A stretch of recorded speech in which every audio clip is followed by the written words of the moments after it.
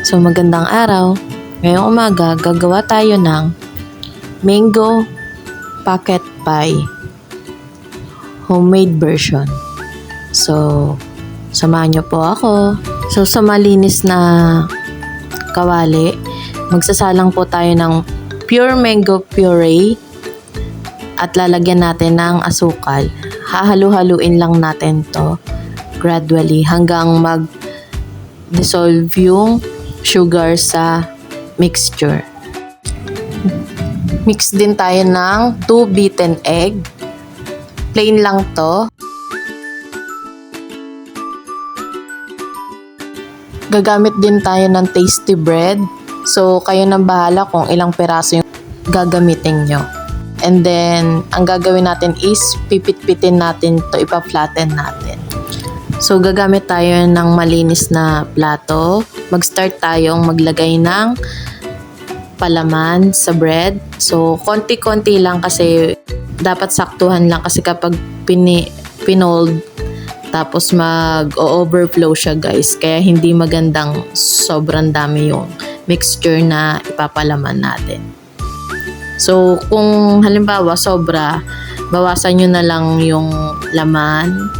Tansyahin nyo na lang guys yung kaya nung bread na na capacity.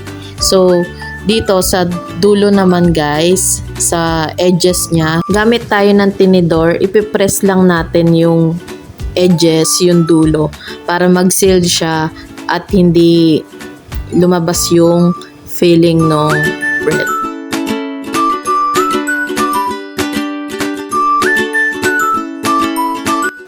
Continue lang natin yung process hanggang sa maubos natin yung bread na meron tayo. And then, proceed na tayo sa next step.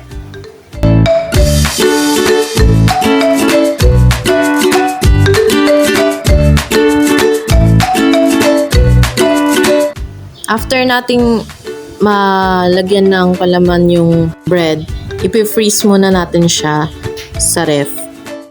Kahit 5 minutes lang guys, para mag-set lang siya.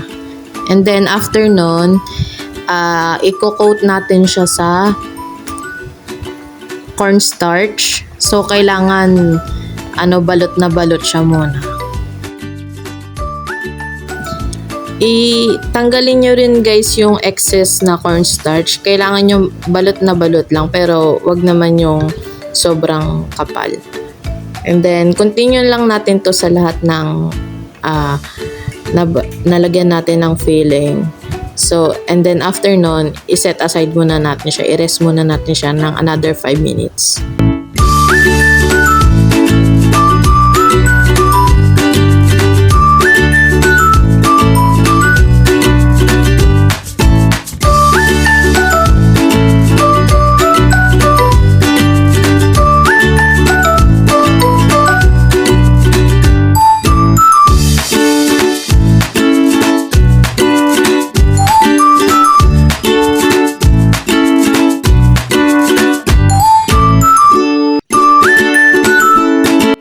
So, after that, ipe-prepare na natin yung next step natin is i-drench natin siya sa binit nating egg.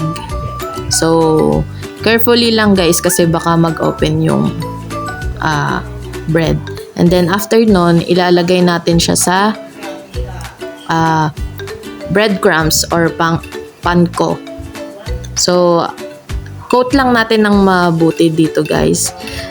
Make sure na lahat ng side and part is malagyan natin siya ng breadcrumbs para maganda yung itsura kapag pinrito na.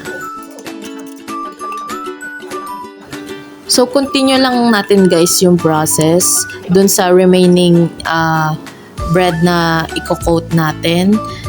And after that, i-rest natin muna siya for another 5 minutes guys para ma-absorb nung bread yung breadcrumbs at dumikit ng maayos.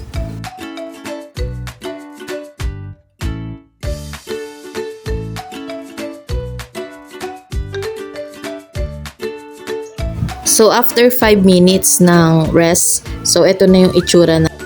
So, preheat tayo ng pan na may oil. Magdi-deep fry tayo. Magta-try muna tayo ng isang piraso, guys. So, kung successfully, guys, na walang nag-leak, okay na, proceed tayo sa next.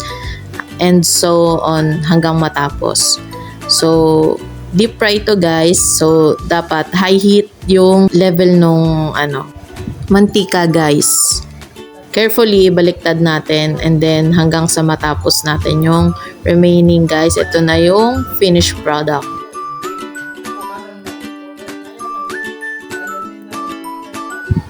Try nyo na rin to, guys. Sigurado magugustuhan to ng inyong pamilya. So, that's all for today. See you on my next vlog. Maraming salamat!